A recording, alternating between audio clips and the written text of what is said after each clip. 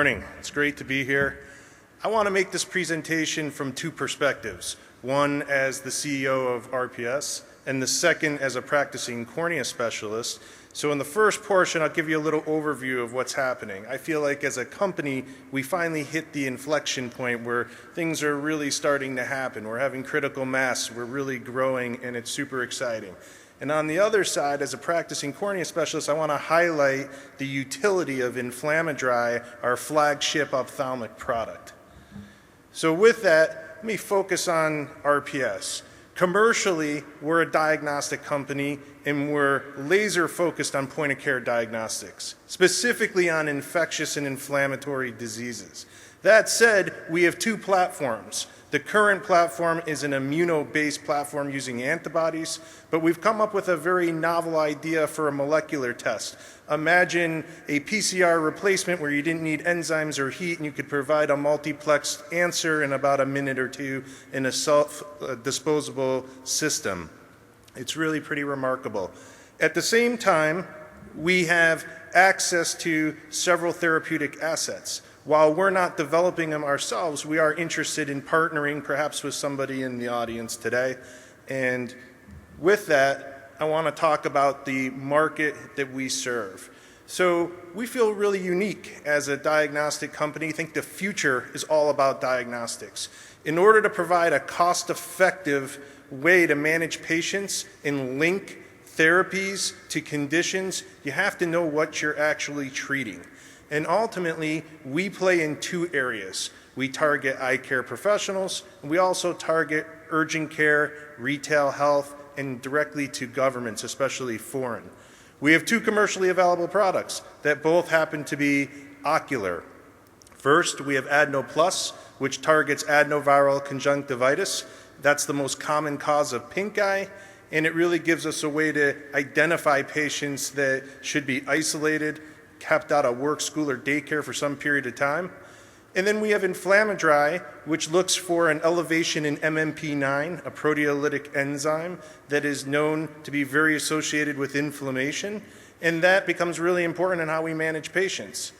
We also have FebriDx, which just recently received CE marking.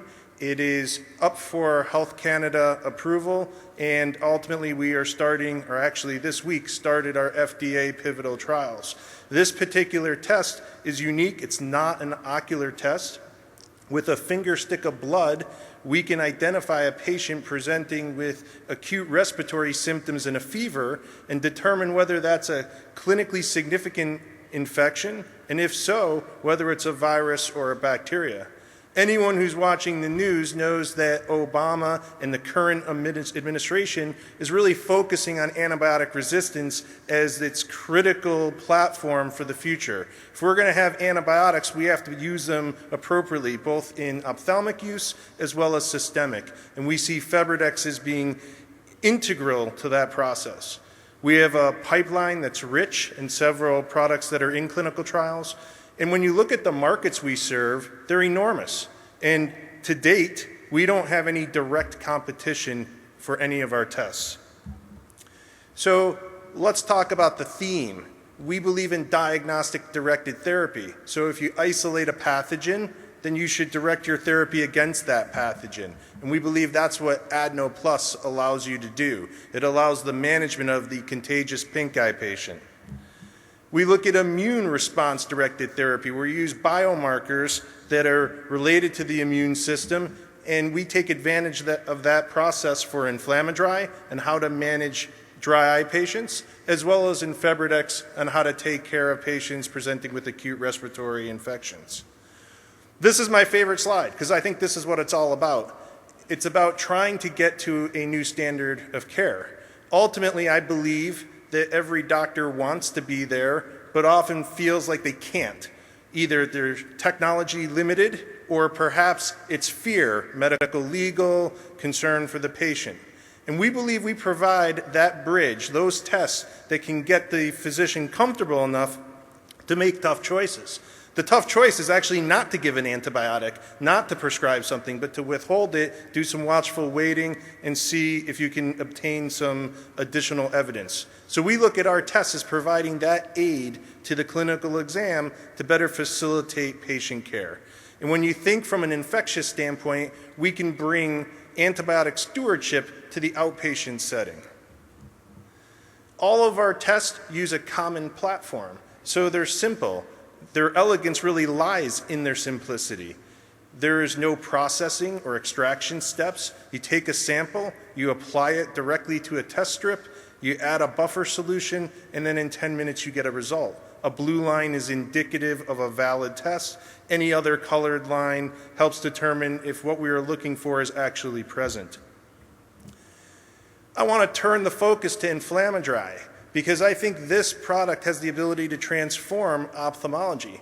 Most of these lectures today, if they're not about intraocular lenses, they're about ocular surface disease and ocular surface health. And I look at MMP9 as being a biomarker of ocular surface disease, and specifically it's like a vital sign for its health. And the reason it is because it's a proteolytic enzyme. It actually elevates early, it's toxic to the corneal surface, it can actually separate the tight junctions on the surface, thereby creating pain, fluctuating vision. It can create the staining, so it has to elevate first. It's more sensitive than staining and other tools we have. When you think about managing the patient, the dry eye patients often have symptoms that are very variable. To be able to identify an inflammatory marker would be ideal for patients with symptoms of dry eye. But what about cataract or refractive surgery? Those dry eye patients often have poor corneal measurements. The biometry's off, the keratometry's off. So as good as the intraocular lens is, it's dependent on how good those preoperative measurements are. And in fact, you can reduce dry eye after surgery by treating it aggressively up front. Same with contact lens intolerance. Patients can stay in contacts more easily. From a glaucoma perspective, all the agents are notorious, whether it's delivered from the punctum or from a drop, for creating ocular surface disease. So if we have a way to identify those patients, maybe we'd move earlier to MIGS or to a laser procedure or some other non-therapeutic initial therapy. And then maybe we would treat that ocular surface differently so we can have better outcomes. Ultimately, there are many diagnostic tests available. I think they're all complementary. What differentiates InflammaDry is its ability to guide a therapeutic decision. The last thing I want to do as a cornea specialist is put a plug in a patient that has a lot of inflammation present. I'll also be able to identify patients that are more likely to benefit from an anti-inflammatory treatment. Lastly, I just want to mention our therapeutics. We have two assets that we're not developing, but we're seeking partners. One is histatin. It's a naturally occurring compound, and what it does is allow epithelial sliding to occur more quickly. It is antimicrobial, so you do not need any preservative. And at the same time, it is a potent inhibitor of inflammation, especially MMP9. It's really the ideal drug. And then similar to AcuFocus, we have a therapeutic for presbyopia treatment that causes a reduction in pupil aperture, giving you increased depth of focus. Thank you for your attention.